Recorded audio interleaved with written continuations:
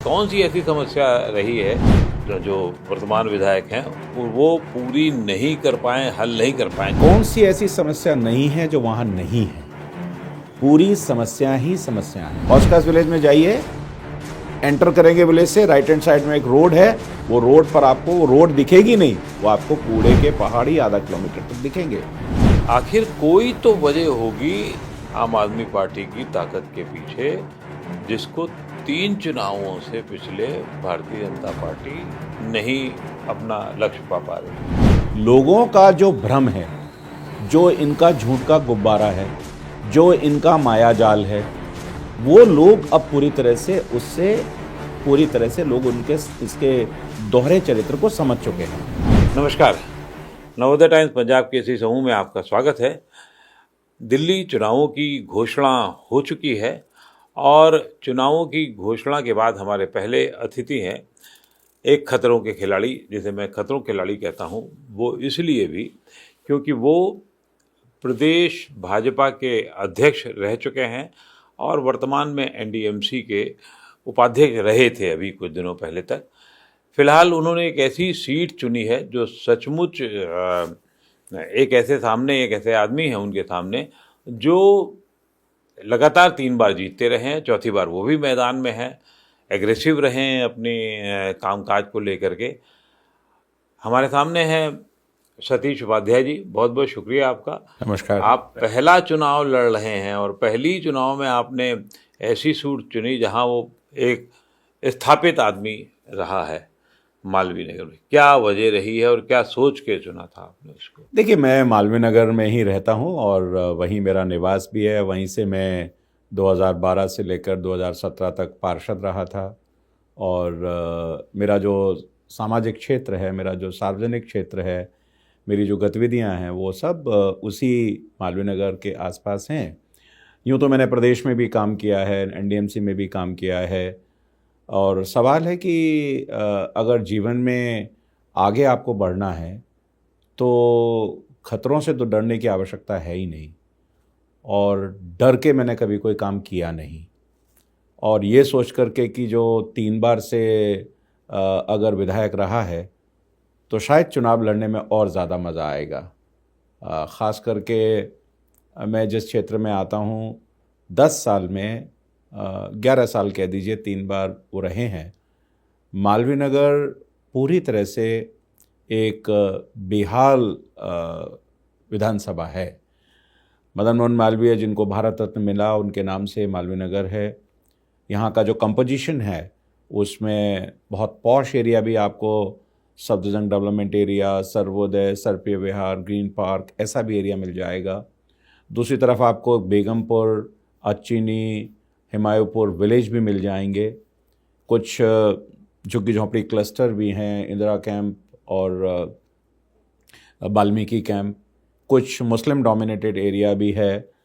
तो ये सभी जगह हैं, लेकिन इस सभी जगहों पर मैं देख सकता हूँ कि हालात जो हैं वो आप उसको किसी भी तरीके से साउथ दिल्ली की विधानसभा नहीं कह सकते। आप कैसे बेहाल कह रहे हैं मालवीय नगर? जैसे कि आपने बताया कि वो सब पॉश लोकेलिटीज़ ज़्यादातर हैं, गांव भी हैं तो बहुत अच्छे गांव हैं। वो कैसे है? कौन सी ऐसी समस्या रही है जो वर्तमान विधायक हैं वो पूरी नहीं कर पाए, हल नहीं कर पाए, जो लंबे समय से 10-12 सालों से ऐसी चलती चली आ रही है, जिसको हल नहीं किया गया? कौन सी ऐसी समस्या नहीं है जो वहाँ नहीं है? पूरी समस्या ही समस्या है। अब मैं आपको गिनाता हूँ। आप सफदरजंग डेवलपमेंट एरिया जहाँ पर मैं रहता हूँ, ग्रीन पार्क, सर्वोदय एन्क्लेव, सरप्रिय विहार, गीतांजलि, नवजीवन विहार, आप कहीं भी, ये तो मैं ए क्लास कैटेगरी की जगह बता रहा हूँ, शिवालिक, कहीं भी आप चले जाइएगा, सब जगह आपको सड़कें टूटी हुई ही मिलेंगी। कहीं पर सड़कों की रीकार्पेटिंग हुई नहीं और ये 10 साल में पूरी तरह से टूट करके ख़राब हो गई। इन्हीं कॉलोनीज़ में, क्योंकि एक बार इन कॉलोनीज़ का नाम लेता हूँ, बाद में दूसरे का बताऊँगा, इनकी बैकलेन जो है वो पूरी तरह से बदहाली में है। इन्हीं कॉलोनीज़ में जो पार्क्स हैं उनकी मेंटेनेंस ज़ीरो हो गई है। अगर 10 साल 20 साल पहले कोई झूले लगे थे वो टूटे पड़े हुए हैं। इन्हीं कॉलोनीज़ में ऐसे डार्क स्पॉट भी हैं जहाँ पर लाइटिंग की आवश्यकता थी वो नहीं हुई है। इन्हीं कॉलोनीज़ के अंदर अगर सैनिटेशन आप देखेंगे तो आपको दिखाई देगा कि पूरी तरह से सफाई की अर्थव्यवस्था चरमराई हुई है। इन्हीं कॉलोनीज़ के अंदर अगर आप स्टॉर्म वाटर ड्रेन देखेंगे तो पूरी तरह से चॉक्ड हैं, कहीं पर भी आपको डीसिल्टिंग होती दिखाई नहीं देगी।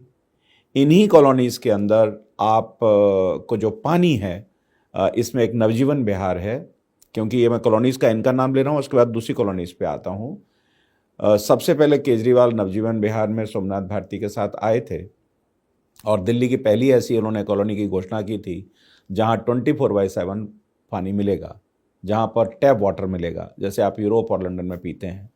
लेकिन यहाँ पर पानी मिलता नहीं। सीवर की अगर आप व्यवस्था इन कॉलोनीज़ में देखेंगे तो सीवर पूरी तरह से, अगर इन जगह जाएंगे तो पूरी तरह से चॉक्ड पड़े हुए हैं।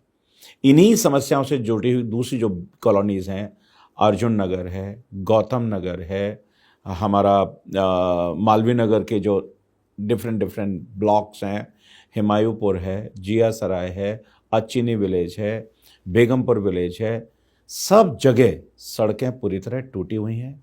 और जो सीवर हैं, ऑन रिकॉर्ड मैं ये बोल रहा हूँ क्योंकि मैंने सब जगह का दौरा किया है, अगर सीवर की लाइन अगर सपाट है तो सब जगह के सीवर इन छोटी कॉलोनीज़ में 5-5, 4-4 इंच ऊपर उठे हुए हैं। स्टॉर्म वाटर के लिए सब जगह गड्ढे किए हुए हैं। ये पहली ऐसी कॉलोनीज़ मालवीय नगर निकली जिसमें इस बारिश में, अगर हम अलग राज्यों की बात करते हैं जहाँ पर हर साल बाढ़ आती है, यहाँ 4 फीट से लेकर के और 7 और 8 फीट तक पानी भरा। ग्रीन पार्क की बात कर रहा हूँ, कृष्णा नगर की बात कर रहा हूँ, अर्जुन नगर की बात कर रहा हूँ, और तो और मेरे यहाँ IIT आता है, जहाँ IIT की व्यवस्था सब कुछ अपने आप IIT करता है। उनके करोड़ों रुपए के इक्विपमेंट पानी जल भराव के कारण से खराब हो तो गए। क्या ये चुनाव सिर्फ जो है सड़की टूटने, पानी भरने पर ही सीमित रह गया? कोई एक 10, 12, 15 साल की एक ऐसी बड़ी समस्या थी या नहीं हल हो पाई? या आप क्योंकि प्रदेश स्तरीय के, राष्ट्रीय स्तर के नेता हैं, तो कोई उस तरीके के मुद्दे यहाँ नहीं काम कर रहे हो? नहीं, सवाल मुद्दे, ये चुनाव विधायक का चुनाव है। ये पहला चुनाव जो था वो तो मोदी जी के देश का चुनाव था। ये बुनियादी सुविधाएं अगर आप अपने क्षेत्रवासियों को नहीं दे पा रहे हैं, बुनियादी सुविधाएं क्या है? बुनियादी सुविधाएं हैं कि आपकी सड़क ठीक होनी चाहिए, बुनियादी सुविधाएं आपके फुटपाथ ठीक होने चाहिए, बुनियादी सुविधाएं आपके पार्क ठीक होने चाहिए, बुनियादी सुविधाएं आपको पानी मिलना चाहिए, बुनियादी सुविधाएं आपको पानी के बिल बढ़े हुए नहीं आने चाहिए, बुनियादी सुविधाएं आपके जो बिजली है उसके बिल बढ़े हुए नहीं आने चाहिए, और सबसे बड़ी सुविधा है सैनिटेशन, डीसिल्टिंग। आप ये देखिए, आप अपना कैमरा अभी ले जाइएगा, मैं तो यहाँ बैठकर आपको बताता हूँ और लोकेशंस भी बता देता हूँ। ऐसी ऐसी लोकेशन है कि एक रोड है, जो रोड गांव के लिए जाता है, उस रोड पर आधा किलोमीटर पर कूड़े के पहाड़ बनने के कारण से पिछले 5-6 साल से वो कूड़े से पट चुका है, उसको कोई उठाने वाला नहीं है। तो मैं उसकी बात नहीं करूंगा क्या? It is visible, you can see. Hauz Khas village में जाइए, एंटर करेंगे विलेज से, राइट हैंड साइड में एक रोड है, वो रोड पर आपको वो रोड दिखेगी नहीं, वो आपको कूड़े के पहाड़ ही आधा किलोमीटर तक दिखेंगे। तीसरा, आप अरविंदो मार्ग से जाते हैं, लेफ्ट हैंड अरविंदो कॉलेज की तरफ जाते हैं तो स्टॉर्म वाटर ड्रेन के नाले हैं, आधा किलोमीटर तक आपको वहां पर गार्बेज और वो नाले बंद। ये इसका रेट्रोस्पेक्टिव इफेक्ट है। मैं जो बातें ये बोल रहा हूं उसका इफेक्ट ये है, एक तरफ से तो दिल्ली सरकार पूरी तरह से नाकाम है गवर्नेंस करने में। Governance in this sense when I am saying, ये जो 7 फीट पानी भरा, लोग क्यों नहीं बात करेंगे इसकी? लोगों के लाखों रुपए के नुकसान हो गए, लोगों की गाड़ियां बर्बाद हो गई, कोई देखने वाला नहीं। कारण क्या? कारण ये लापरवाही, कारण ये पुअर गवर्नेंस, कारण ये कि आपको भ्रष्टाचार के अलावा कुछ ध्यान ही नहीं। आप बताइए कि आपने डीसिल्टिंग पिछले 10 साल से 12 पुला नाला, सुनहरी पुला नाला क्यों नहीं कराई? Whose responsibility is this? सरकार किसके लिए है? दिल्ली सरकार। ये उसके प्रव्यू की चीजें हैं, मोदी जी इसके लिए नहीं रोक रहे। जब पानी भर गया, सो मच सो, यहां 7-8 फीट पानी तो भरा ही, फर्स्ट टाइम चाणक्यपुरी में भी पानी भर गया। आप कल्पना करिए कि एक आदमी के घर का जब नुकसान इतना हो जाएगा तो सरकार किसके लिए है? ये तो वर्ल्ड क्लास सिटी की बात। आप वर्ल्ड क्लास, आप कहते हैं लंदन, अमेरिका, आप क्या आपने यहां बना दिया? और बाद में लेफ्टिनेंट गवर्नर ने, हमारे सांसदों ने जब वहां दौरा किया, ये पानी भर गया, गोल्फ लिंक भरा उसके कारण से। इसका रेट्रोस्पेक्टिव इफेक्ट देखिएगा। ग्रीन पार्क में आप कल्पना कर सकते हैं कि 5-5 फुट पानी भर जाए। आप कृष्णनगर में कल्पना कर सकते हैं कि 7 फुट पानी भर जाए, 9 फुट पानी भर जाए। What we are talking, what governance we are doing. हम विधायक किसके लिए हैं? अगर मुझे यह नहीं पता, मुझे मालूम है, मैं एनडीएमसी में था, एवरी ईयर हमको एनडीएमसी के नालों की बिफोर मानसून हमको 4 महीने से डिसिल्टिंग करानी होती है। We have to make a plan. Summer action plan बनाते हैं पानी का, डिसिल्टिंग का प्लान बनाते हैं। 11 साल से डिसिल्टिंग नहीं हुई और कई सौ ट्रक मलबा जब ये हुआ उसके बाद बारापूला नाला और लेफ्टिनेंट गवर्नर के इनिशिएटिव पर वहां से उठा। Who is responsible for this? आपका एक इलाका पड़ता है खिड़की एक्सटेंशन, तो उस इलाके के अंदर भी जब सोमनाथ भारती आए थे, उन्होंने क्राइम को लेकर काफ़ी मीडिया में भी आया था, काफ़ी काम किया था। जो विदेशी वहाँ पे रहते हैं इलीगल तरीके से, उनका भी उन्होंने मुद्दा उठाया था। लेकिन बाद में फिर उन्होंने ये कहा कि मुझे रोका जा रहा है। इसी के साथ साथ सोमनाथ भारती की अगर बात करें तो नई दिल्ली से लोकसभा का चुनाव भी लड़ चुके हैं, हालांकि वो हार गए थे। तो आपको क्या लगता है कि वो आपके सामने कितने बड़े जो है दावेदार साबित होंगे? क्योंकि लोकसभा का चुनाव वो लड़ चुके हैं ऑलरेडी, और आप पहली बार जो है विधानसभा का चुनाव लड़ रहे हैं। नहीं, मैं बड़े छोटे की बात ही नहीं करता हूं। मेरे लिए तो जो प्रतिद्वंदी है वो प्रतिद्वंदी है। कितना बड़ा है कितना छोटा है इसके संदर्भ में मुझे करने की आवश्यकता नहीं। मैं बात कर रहा हूं, आप चाहे कितने ही बड़े क्यों ना हो, आप बुनियादी मुद्दों पर आइए। आपने महिलाओं की बात की, जिन विदेशियों के भगाने की उन्होंने बात की थी, एफआईआर दर्ज है, चारों लोगों ने उनके खिलाफ बदसलूकी के आरोप लगाए। ठीक है, उनके, मैं व्यक्तिगत रूप से जाना नहीं चाहता हूं, उनकी एफआईआर उनकी पत्नी ने जो कराई, तो महिला सम्मान की बात तो वो छोड़ ही दें। और आज इस बार भी इस विधानसभा से वो हारे हैं। आपको लोगों को ये बताना पड़ेगा कि 10 साल में टेंजेबल आपने क्या किया। 10 साल में आप लोगों को, अगर लोग खिड़की एक्सटेंशन का ले लीजिएगा, खिड़की एक्सटेंशन की गलियां देखिए, मैं वहीं चलता हूं, वहां मंदिर हैं, गलियां देखिए, आप वहां का गार्बेज का मैनेजमेंट देखिए। आप करेंगे क्या? यहां कोई देश के बायलैटरल रिलेशन की बात तो हम नहीं करेंगे, यहां पर देश की इकोनॉमी बात तो हम नहीं करेंगे। हम बात क्या करेंगे? हम बात करेंगे यहां के सैनिटेशन की, हम बात करेंगे यहां के रोड की कंडीशन की, हम बात करेंगे यहां के स्वास्थ्य सिस्टम की। आपने मोहल्ला क्लिनिक बना दिए और आपने बड़ा लोगों को बहुत बड़ी बड़ी बातें की, वर्ल्ड क्लास मोहल्ला clinic. Please go and see the pathetic condition. You can not enter, आप जा नहीं सकते हो उसमें, गंदगी भरी हुई है, लोग, जानवर उसमें जाते हैं। यह आपका वर्ल्ड क्लास मोहल्ला क्लिनिक है और उसकी कोई टाइमिंग नहीं।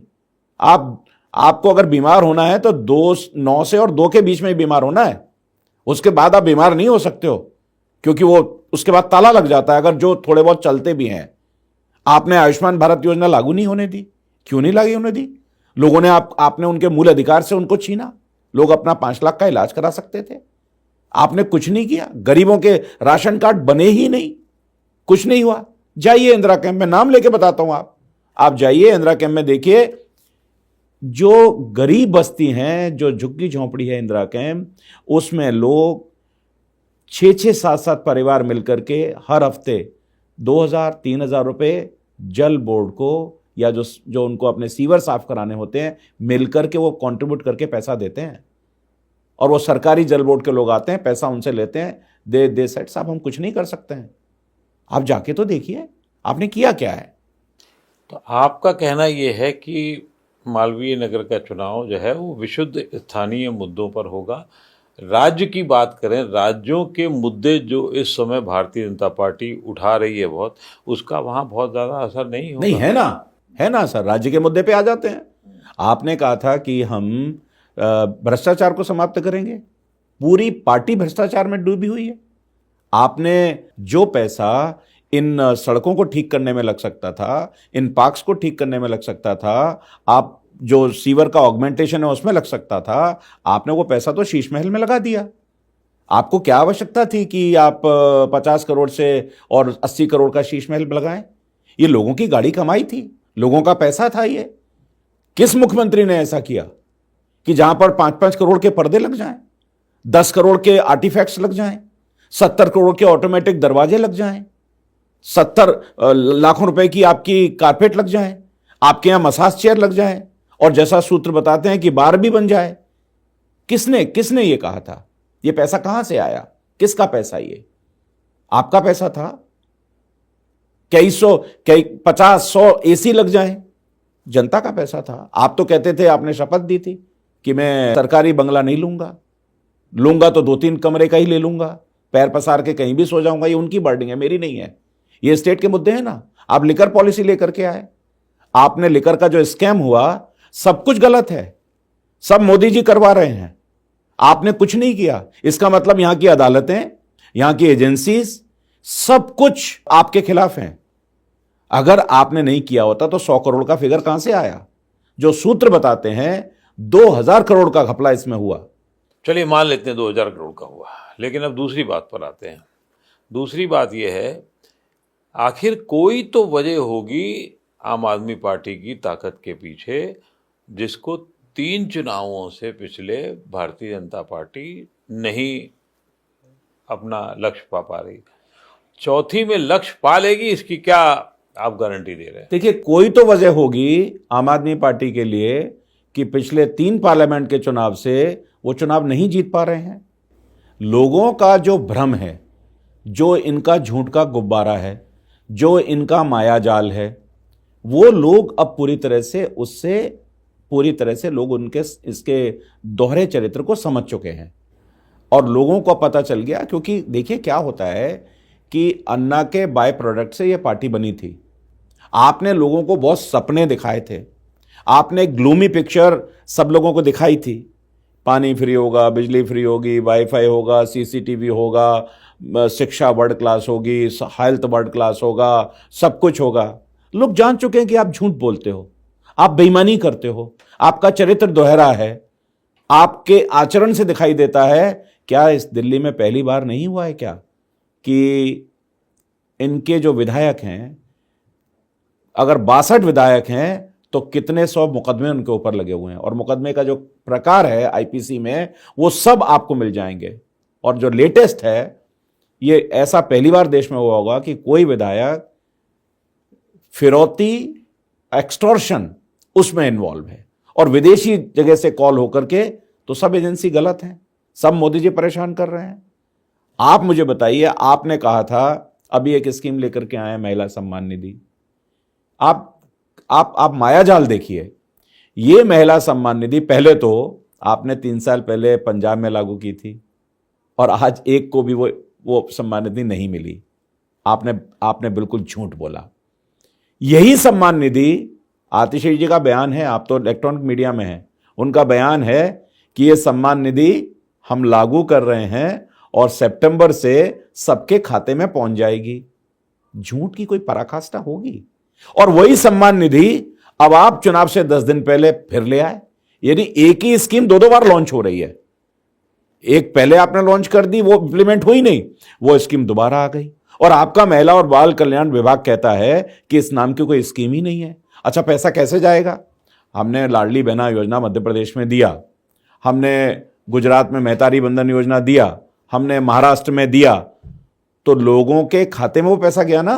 ये बताइए, आप ये जो जितनी योजनाएं बता रहे हैं, महाराष्ट्र की, मध्य प्रदेश की, हरियाणा की, आपकी योजना कहाँ है? हमारी योजना, हमारा घोषणा पत्र बिल्कुल तैयार हो गया है, और हमने दिल्ली के जितने भी लोग हैं, झुग्गी झोंपड़ी से लेके सभी वर्गों से, सभी समुदाय से, महिलाओं से, युवाओं से, व्यापारिक संगठनों से, हमने सबसे अपने संकल्प पत्र के लिए सुझाव लिए हैं, वकीलों से लिए हैं, पत्रकारों से भी लिए हैं, सबसे सुझाव लिए हैं। निश्चित रूप से जल्दी ही वो हमारा घोषणा पत्र तैयार हो रहा है, संकल्प पत्र, और भारतीय जनता पार्टी क्या क्या करने वाली है वो भी आपके सामने बहुत जल्दी आ जाएगा। जो एक दिल्ली की जनता आरोप है विपक्ष का कि जो योजनाएं हैं जो चल रही हैं उनके भले के लिए जनता की, वो खत्म हो जाएंगी, और भारतीय जनता पार्टी अपना नया देने में क्या आ रही है, कितना देर क्यों लगा रही है, ये भी लोगों के दिमाग में एक संशय तो मुझे लगता है कि मैं लोगों को बिल्कुल स्पष्ट करना चाहता हूं कि ये एक जो भ्रम फैलाने का काम आम आदमी पार्टी ने किया है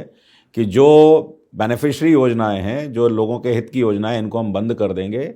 निश्चित रूप से जो लोगों के भले की योजनाएं, उनको किसी को बंद नहीं किया जाएगा, बल्कि हम उनको और बेहतर तरीके से उनको हम देंगे।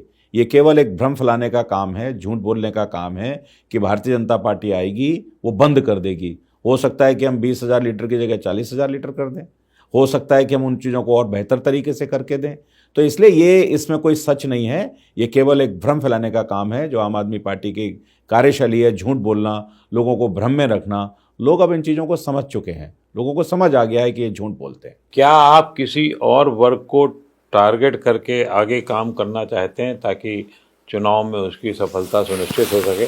हम तो मोदी जी का जो मूल मंत्र है, सबका साथ, सबका विकास, सबका प्रयास, इसको लेकर के हम काम करेंगे। हमारे लिए सब कोई बराबर हैं, हम तो कोई अलग भेदभाव करके काम करते नहीं है।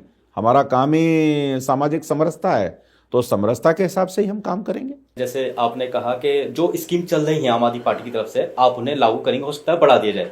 आपकी ही पार्टी है, जब आम आदमी पार्टी ने स्कीमें लागू की थी जनता को, जो है जैसे महिला हो गई, महिलाओं को फ्री बस जो आज तक मिल रही है, या बात करें 200 यूनिट बिजली की या पानी की 20,000 लीटर की, तो आपने ही कहा था कि जो स्कीम लेके आए हैं ये पैसा आएगा कहाँ से? ये पैसा जनता का ही पैसा है और जनता पे ही लगाएंगे, यानी कि जो बोझ है अब बजट पे उस पे पड़ेगा और ये सारा बोझ जो है गवर्नमेंट पे आएगा।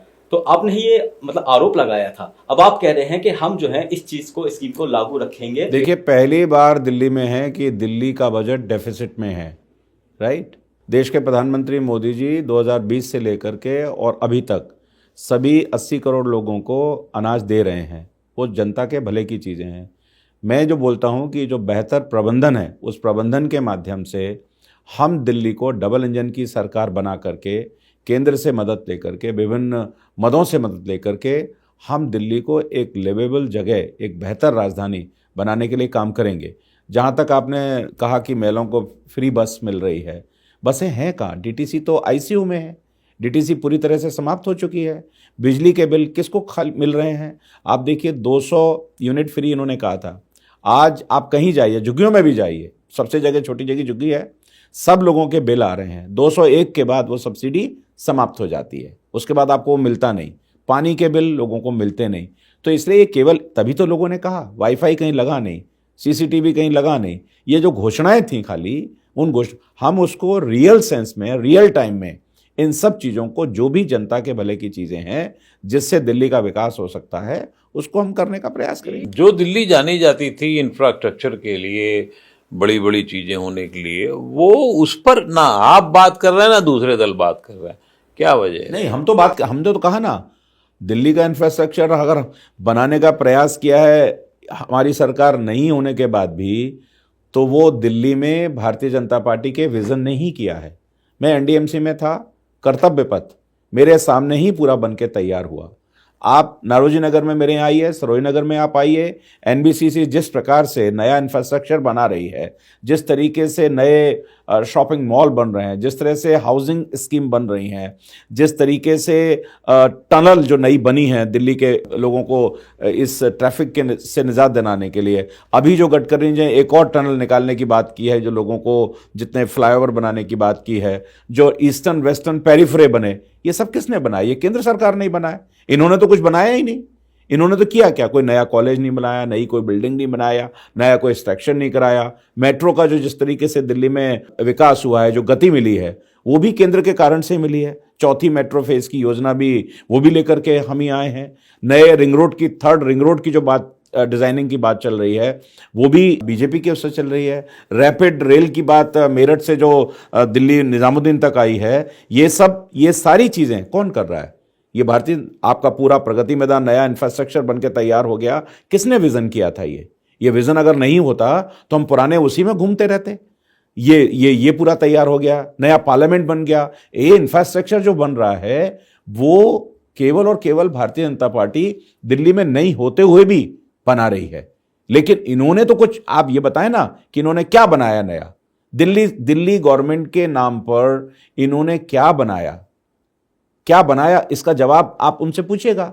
क्या उन्होंने कितनी 10 बिल्डिंग कोई बना करके जो देखे आइकॉनिक चीजें हैं, टेंजेबल दिखाई दें? लेकिन राजनीतिक दलों ने जो आम आदमी को तो बिल्कुल फुटबॉल बना रखा पोल्यूशन के मामले में। प्रदूषण को लेकर के तो आम आदमी तो हैरान परेशान 3 महीने रहता ही रहता है दिल्ली में। नहीं, आदमी परेशान रहते हैं, लेकिन किसके कारण से? क्या बोलते थे केजरीवाल कि पंजाब से पराली जलती है? ये सवाल था या नहीं था? वो बोलते थे पंजाब से ही आता है। पंजाब से रुकवा दीजिए, पंजाब से रुकवा दीजिए। पंजाब में सबसे ज्यादा पराली जलती है। आज पंजाब में सरकार किसकी है? आम आदमी पार्टी की सरकार है।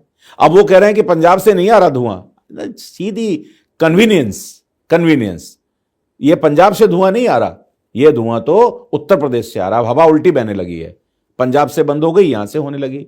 आपको ध्यान होगा, इन्होंने ही आप सब लोगों को मीडिया में कहा था कि मैंने पराली का एक बड़ा अच्छा एक मैं तो IITian रहा हूं, तो मैंने एक बिल्कुल नया उपाय निकाल लिया है। अब उस पराली से बना करके सब लोग उससे तो पैसे मिलेंगे। दिस इज ऑल केवल झूठे वायदे, लोगों को झूठ बोलना। तो सवाल यह है, मैं आपको एक ही बात कहना चाहता हूं, करप्शन, भ्रष्टाचार, क्रिमिनलिटी, क्राइम, महिलाओं का सम्मान नहीं करना, स्वाति मालीवाल के साथ जो हुआ, जिस तरह की चीज़ें हैं, ये सरकार गवर्नेंस के अलावा, दिल्ली के विकास के अलावा सब कुछ ये सरकार करती है, लेकिन विकास के काम इसके पास कुछ है ही नहीं, कोई विजन ही नहीं है। एक छोटी सी बात मैं कहना चाहता हूँ, कॉमनवेल्थ गेम हुआ था तो हम लोगों ने 66 रोड बनी थी जिनको हम इमरजेंसी लेन कहते हैं, क्योंकि बाकी तो सब कंजस्टेड ही है। उसमें से एक भी रोड नई बनी नहीं। अगर आज कोई इमरजेंसी हो जाए, किसी को जाना हो, तो वो कुछ कर नहीं सकता। आपके पास कोई उपाय नहीं है कि आप इमरजेंसी में कहीं पहुंच पाएं। तो आपने क्या नया किया है? आपने कुछ भी नया नहीं किया। चलिए, आरोप प्रत्यारोप और वास्तविकता के दौर के कश्मकश में अभी बहुत समय है, चुनाव लंबा है, फिर कभी बात होगी। बहुत बहुत शुक्रिया। बहुत बहुत धन्यवाद श्रीवास्तव जी।